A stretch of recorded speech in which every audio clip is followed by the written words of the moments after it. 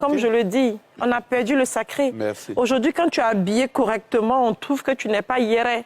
Tu fais vieille fille. Il faut mettre les seins dehors, les cuisses dehors. Mais un homme, c'est vrai. Vous allez voir, tous les hommes qui aiment se balader avec les filles dénudées, là, leurs femmes se couvrent à la maison. Ils n'emmènent pas ce genre de femmes à la maison.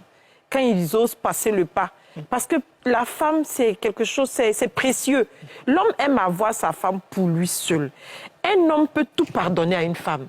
Une femme même peut aller jusqu'à se bagarrer avec la maman d'un homme. Il va trouver des excuses à son épouse. Non, maman, tu sais, elle était dans sa mauvaise période, elle avait ses hormones. Mais je ne sais pas s'il y a des hommes qui pardonnent l'infidélité. Mais quand la femme sort, et puis ce qui est pour toi, c'est-à-dire que son intimité, ses cuisses, ses fesses, tout le monde le voit dehors, pourquoi est-ce qu'il va se marier? Parce qu'il sait qu'il y a des hommes qui vivent avec des femmes pendant 15 ans, 20 ans. Quand j'entends des femmes me dire, ah, ça fait 15 ans on est ensemble, mais depuis, il ne veut pas me marier. Je dis, mais il t'a déjà marié. Pendant 15 ans, il te nourrit, il te loge, il t'habille. Tu veux qu'il fasse quoi encore? Tu veux qu'il prenne de l'argent encore pour aller dépenser pour quelque chose qu'il a déjà?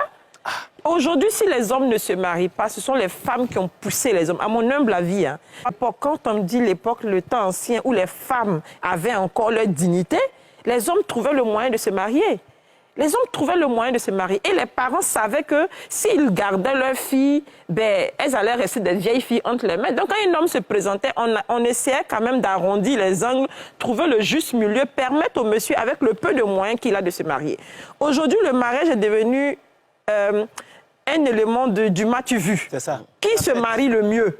C'est-à-dire que comment on peut aller mettre... Je n'ai jamais compris pourquoi on pouvait mettre des milliers, des centaines de milliers de francs dans une robe qu'on va porter une seule fois. Et bizarrement, on laisse toutes les charges à l'homme. Quand un pauvre monsieur se présente pour dire « je veux me marier », mais on lui laisse tout. Comment on peut mettre dans une facture de mariage la griotte et puis travaillement 2 millions? Et vous voulez que les hommes se marient comment? Quand tu finis de te marier à hauteur de millions, maintenant, après, la fille, elle mange quoi? Parce que le mariage l'a mis sur un certain piédestal. C'est ça. N'est-ce pas? Ses amis sont venus, ils ont vu un certain piédestal.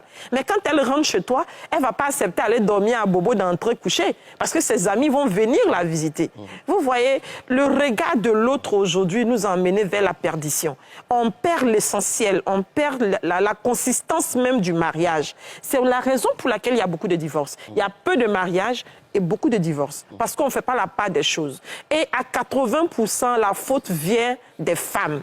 Même si ce n'est pas les femmes à marier, les mamans des femmes à marier, nous sommes responsables. Et tant qu'on ne va pas reconnaître notre part d'erreur, on ne peut pas en vouloir aux hommes. Un homme, quand il vient chez lui, il veut trouver la nourriture pour manger. Aujourd'hui, un homme célibataire, il embauche une nounou, il a sa nourriture bien faite.